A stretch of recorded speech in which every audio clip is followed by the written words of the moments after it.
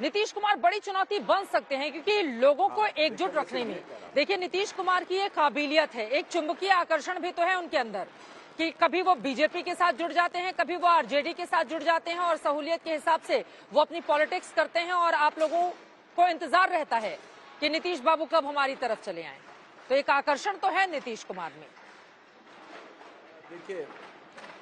देखिए मैं आपको ये बात कहना चाहता हूं कि जहां आप गांधीनगर में खड़ी हैं वहीं से समस्या निकली है। केजरीवाल जी ने घोषणा कर दी कि हम चौथी राष्ट्रीय पार्टी बन गए। यद्यपि तकनीकी दृष्टि से अभी चुनाव आयोग ने घोषणा की है नहीं की है वो एक अलग विषय है। अब यह चुनौती बन गई आके, और जो आपने कहा नीतीश कुमार जी में चुंबकीय आकर्षण है, बिल्कुल चुंबकीय आकर्षण है, परंतु वो कुर्सी के साथ एक चुंबकीय आकर्षण है। पार्टी कोई भी आए, चुनाव कोई भी जीते, सरकार में नीतीश कुमार जी रहते हैं, यद्यपि उनकी पार्टी के उत्तरोत्तर संख्या कम होती चली जा रही है। पहले भी जब हमारा जदयू से गठबंधन हुआ था तो समता पार्टी हुआ करती थी। 1995 के बिहार के विधानसभा चुनाव में समता पार्टी की 7 सीटें थी, भारतीय जनता पार्टी की 42 सीटें थी।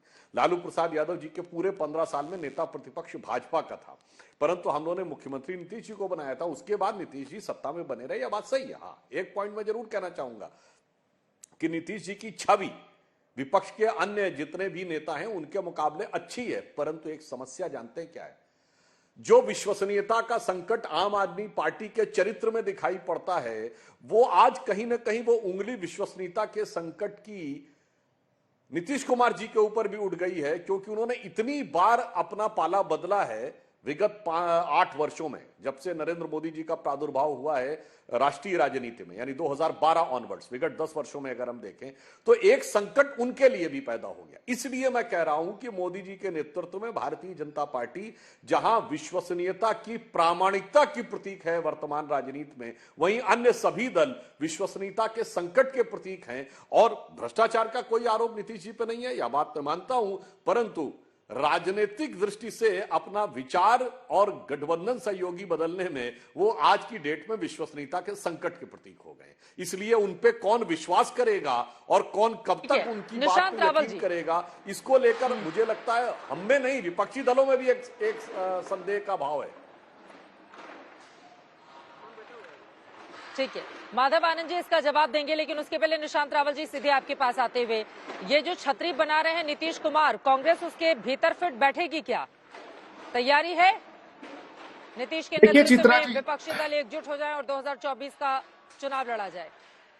देखिए चित्रा जी, एक बात बहुत पक्की है, भारतीय जनता पार्टी के सामने जो भी पार्टी, छोटी हो, बड़ी हो, मीडियम हो, जो भी पार्टी भारतीय जनता पार्टी के विचारधारा के सामने लड़ाई लड़ रही है और मजबूताई से एकजुट होके ये भारत देश की लोकशाही को बचाने के लिए, संविधान को बचाने के लिए एकजुट होते हैं, वो सबका भारतीय राष्ट्रीय कांग्रेस स्वागत करती है।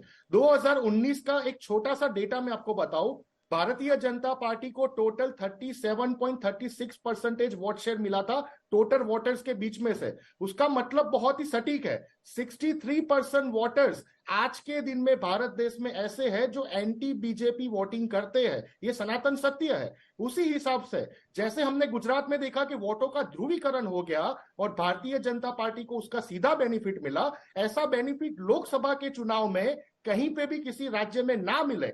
इसकी वजह से सारे विपक्ष को, जो एंटी बीजेपी अपने आप को मानती है, उनको इकट्ठा आना बहुत ही जरूरी है। आम आदमी पार्टी जिस तरीके से गुजरात में 40 कांग्रेस की सीटों के ऊपर 20 से 60 हजार वोट लेके आई और ध्रुवीकरण हो गया, और भारतीय जनता पार्टी ने जानबूझ के आम आदमी पार्टी को यहाँ बुला के, इन्विटेशन दे के कांग्रेस के वोटों का ध्रुवीकरण करने के लिए बुलाया था। ये परिणाम एक्चुअली जनादेश नहीं है, ये जनता का परिणाम नहीं है, ये वोटों का ध्रुवीकरण है। ये एक नेगेटिव पॉलिटिक्स का सिग्नल है। अगर ये नेगेटिव पॉलिटिक्स हमें भारत देश में नहीं चाहिए, और लोकशाही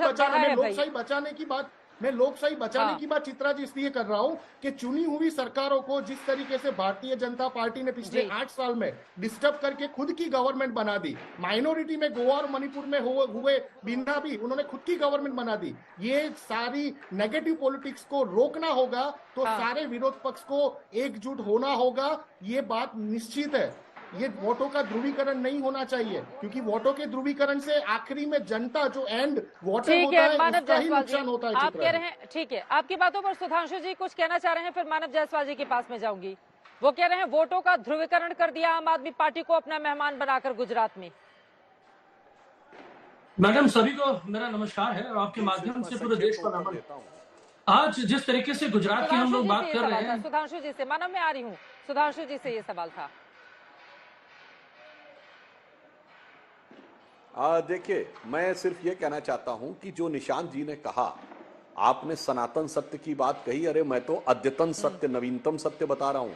हमारा 53% के लगभग वोट है गुजरात में। 53% का मतलब सब वो एक हो जाएं तो भी कोई फर्क नहीं पड़ने वाला। और जो आपने कहा कि हमें 38% वोट मिला, हमारी केंद्र में सरकार है, तो मान्यवर सनातन सत्य तो ये है 84 में 400 सीटें पाए थे, कितना प्रतिशत वोट था? 42%। नेहरू जी के जमाने में भी 37-38% वोट पे सरकार बनाते थे। तो इस प्रकार का यह विचार व्यक्त कम से कम कांग्रेस के लोग करें तो सनातन सत्य जब कहते हैं तो आजादी के बाद से आज तक आपने इससे कम प्रतिशत पे सरकारें बनाई हैं। जब सोनिया जी बनी थी 2004 में कितना प्रतिशत वोट था कांग्रेस का? 29-30% वोट के ऊपर सरकार बनाई थी। इसलिए यह तर्क उचित नहीं है। और मैं सिर्फ एक ही वाक्य कहना चाहता हूं कि देखिए, राहुल गांधी जी की यात्रा है तो ये दिखाने के लिए, देखो भाई कश्मीर से कन्याकुमारी तक हम हैं, तुम कहां हो। तो ये बाकियों को दिखाने के लिए है, चाहे वो ममता जी को दिखाना हो या केसीआर को दिखाना हो या नीतीश जी को दिखाना हो या केजरीवाल को दिखाना हो।